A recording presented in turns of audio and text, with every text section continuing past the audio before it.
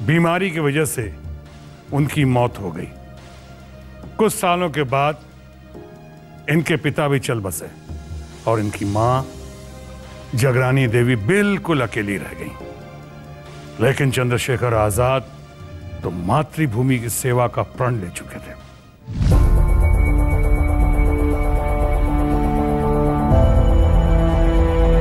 हाँ, मां ने अपनी 2 उंगलियों को धागे से बांध लिया था कि हिंदुस्तान आजाद हो और उनके बेटे चंद्रशेखर हमेशा के लिए घर लौट आए।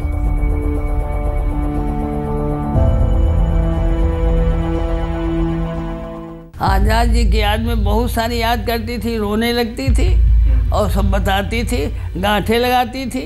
ये भारतीय लोक मानस में एक भाव है कि हमने प्रतिज्ञा कर रखी है कि 2 उंगलियां मैं तभी खोलूंगी जब मेरा चंद्रशेखर मेरे पास वापस आ जाएगा। दुर्भाग्य था देश का कि चंद्रशेखर अपनी मां के पास नहीं पहुंच पाए, लेकिन भारत मां की गोद में वो आज भी सोए हुए हैं।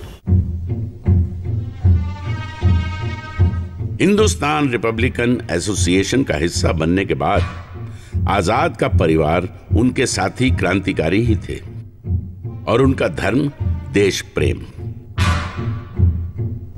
अब आजाद पंडित राम प्रसाद बिस्मिल और अशफाक उल्लाह खान जैसे क्रांतिकारियों की सोबत में थे।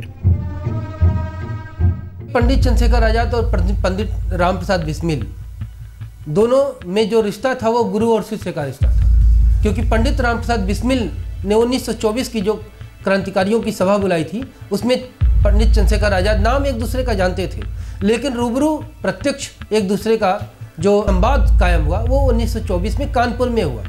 और रामप्रसाद बिस्मिल को लग गया था कि ये नौजवान कुछ करेगा, इसलिए चंद्रशेखर आजाद को ज़्यादा मौका दिया गया और चंद्रशेखर आजाद के जिम्मेदारी कंधे पर ज़्यादा जिम्मेदारी थी। आजाद ने बचपन से कभी हथियार थामना तो दूर देखा तक नहीं था, पर लगातार अभ्यास से अब चंद्रशेखर का निशाना इतना अचूक था कि पुलिस वाले उनसे थर-थर कांपते थे।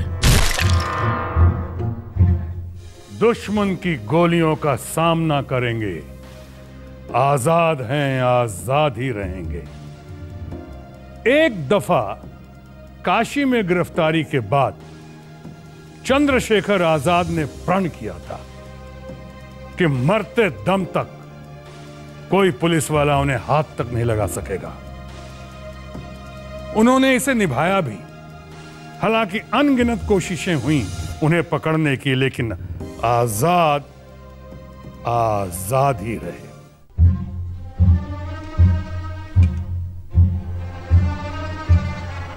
नमस्कार पंडित जी। अरे नमस्कार, कहाँ रह गए थे भाई? कब से इंतजार कर रहा हूँ। पंडित जी आपसे मिलना बहुत मुश्किल है।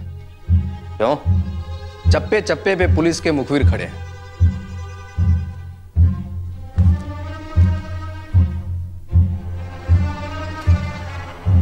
और आप अपना ख्याल रखिए, पूरे शहर में आपके नाम के इनामी पोस्टर लगे हुए हैं। उसकी चिंता मत करो भाई, उनमें से किसी की हिम्मत नहीं है जो मुझे छू भी सके। फिर भी पंडित जी, कल आप थाने के सामने से गुजर गए, कोई देख लेता तो? अरे भाई, वो आजाद को ढूंढेंगे तो किसी छिपे हुए ठिकाने पर, किसी पुलिस थाने के सामने नहीं। फिर भी पंडित जी, अगर आप पकड़े गए ना, बहुत बड़ा बवाल हो जाएगा। दुश्मन की गोलियों का सामना करेंगे, आजाद हैं, आजाद ही रहेंगे।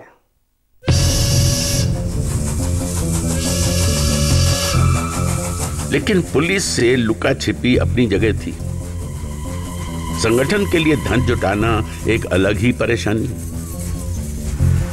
9 अगस्त 1925 को इसी कोशिश में क्रांतिकारियों ने काकोरी में एक निर्भीक ट्रेन डकैती को अंजाम दिया। इसमें बिस्मिल, अशफाक उल्लाह और आजाद समेत 10 लोग शामिल थे।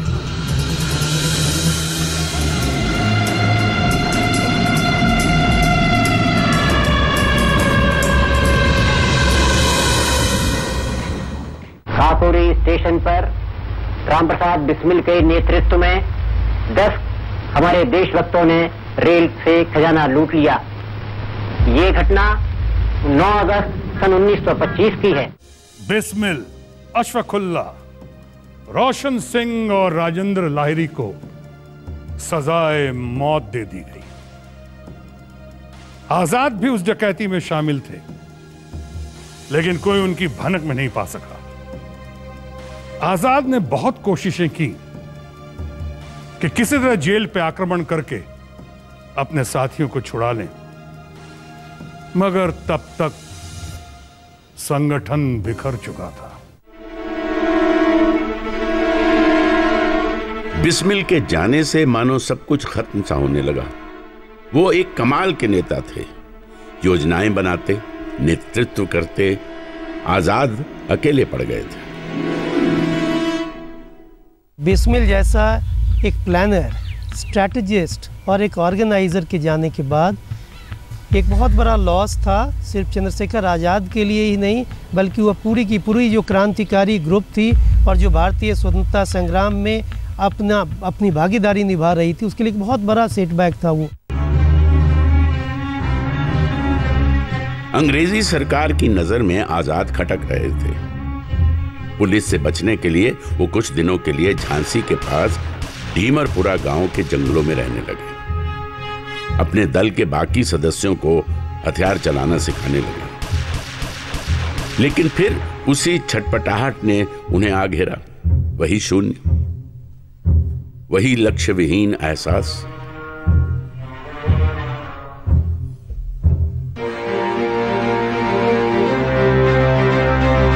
आजाद की बेबसी इस बात को लेकर भी थी कि वो देश के लिए जो लक्ष्य लेकर निकले थे वो अधूरा ही अधर में लटका था।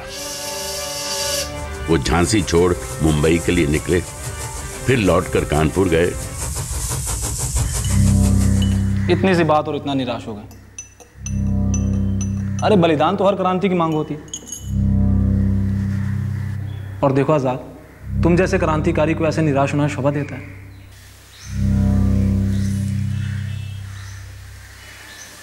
कितनी सी बात लग रही है गुरुजी आपको? आप बताइए मुझे, कहां से लाऊंगा मैं एक और अशफाकुल्ला खान और एक और राम प्रसाद बिस्मिल? बताइए कैसे कमी पूरी होगी इनकी? बताइए। देखो, तुम्हारी बात सही है कि अच्छे और सच्चे साथी बड़ी मुश्किल से मिलते हैं, पर यह भी तो देखो कि भारत माता के लिए हर बलिदान छोटा है। और देखो, तुम बिस्मिल से कम हो क्या? तुम फिर से सबको संगठित करो। लेकिन कैसे? अरे खुद पे संदेह नहीं करो, थमो नहीं, चलते रहो, बस यही जीवन का नियम। ठीक कह रहे हैं आप गुरुजी, लेकिन पूरा संगठन ध्वस्त हो चुका है। हमें नए सिरे से इसको फिर खड़ा करना होगा। गुरुजी प्रणाम। कौन था वो? हवा के झोंके से नहीं बुझती, वो तो और भड़कती है, लहकती है। बिस्मिल और अशफाक की शहादत ने आजाद को बेचैन कर दिया था, पर बेबस नहीं। और अब तो देश को क्रांति की एक नई हवा, एक नई ताकत मिलने वाली है। गुरुजी प्रणाम। अरे प्रणाम प्रणाम। आओ भगत, बड़े अच्छे वक्त पर आए तुम।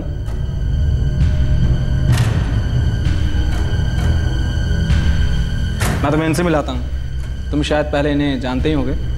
ये आज़ाद हैं, चंद्रशेखर आज़ाद। पंडित जी, अरे बहुत नाम सुना है आपका। और हाँ आज़ाद, ये भगत है, भगत सिंह। मातृभूमि पर जान निछावर करने के लिए हमेशा तैयार।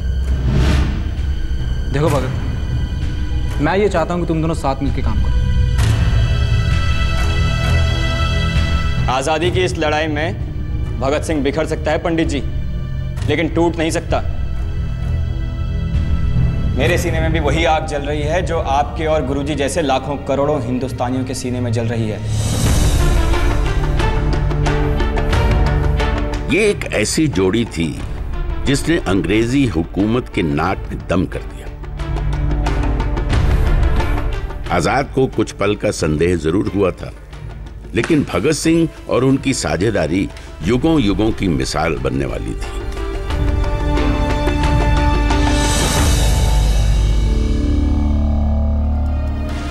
पहले विश्व युद्ध में सैनिकों के तौर पे सहायता देने के बदले अंग्रेजों ने वायदा किया कि एक कमीशन का गठन किया जाएगा जो ये तय करेगा कि हिंदुस्तान को कब और कैसे आजादी दी जाए। इस कमीशन के आधे सदस्य हिंदुस्तानी और आधे ब्रिटिश होने वाले थे। युद्ध खत्म हुआ। पहले तो अंग्रेजों ने कमीशन बनाया ही नहीं, बहुत दबाव पड़ने पे कमीशन का गठन किया गया, पर सातों के सातों सदस्य अंग्रेज नियुक्त किए गए। Simon commission! Simon commission! Hindustan इस छलावे से आहत था। साइमन कमीशन के खिलाफ देश में अलग अलग जगहों पर मोर्चाबंदी हो रही थी। कमीशन के सदस्य जहां जाते, साइमन गो बैक के नारे से उनका स्वागत होता। लाहौर में ऐसे ही एक जुलूस की अगुवाई कर रहे थे लाला लाजपत राय। ये जुलूस निहत्था और शांति प्रिय था, पर पुलिस ने इसे तोड़ने के लिए बेदर्दी से लाठियां भांजी, मानो जुलूस नहीं लोगों की आत्माएं तोड़नी हो।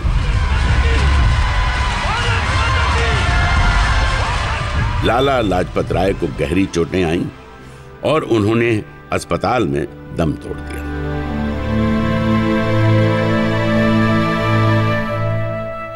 लाला लाजपत राय की पत्नी ने पूरे हिंदुस्तान के नौजवानों से पूछा कि मैं तो अबला हूं। लाला लाजपत राय जो करोड़ों नर नारियों के प्रेमी थे, जिन्होंने देश की आज़ादी के लिए बलिदान कर दिया, क्या उनकी बलिदान का उत्तर उनके जान लेने का बदला किसी नौजवान के पास है? और इसका काम का बीड़ा उठाया चंद्रशेखर आजाद और भगत सिंह। भगत सिंह और चंद्रशेखर आजाद ने भी फैसला किया कि अंग्रेजों को उनके किए की सजा मिलनी ही चाहिए। अहिंसा अपनी जगह है, पर उन्हें यह आभास नहीं होना चाहिए कि अहिंसा हिंदुस्तान की कमजोरी है। यह मौत नहीं है, हत्या है। हमें लाला जी की हत्या का बदला लेना ही होगा। लाठीचार्ज का हुक्म यहाँ के पुलिस अधीक्षक ने दिया था ना? स्कॉट। हमें उसे ही मरवा देना चाहिए। योजना बहुत बड़ी है, लेकिन यहाँ लाहौर में हमारे अलावा हमारे दल के बाकी सदस्य नहीं है। उनका इंतजार करेंगे तो बहुत देर हो जाएगी। आप जैसा ठीक समझे, हम सब आपके साथ हैं। जो भी फैसला लेंगे जान लगा देंगे। जय गोपाल, तुम स्कॉट के आने जाने वाले रास्ते पे ध्यान रखोगे। कहाँ जाता है, किससे मिलता है, सब कुछ, लेकिन बहुत ध्यान से। 15 दिसंबर। 15 दिसंबर। सावधानी से सब लोग अपने अपने कामों में लग जाओ।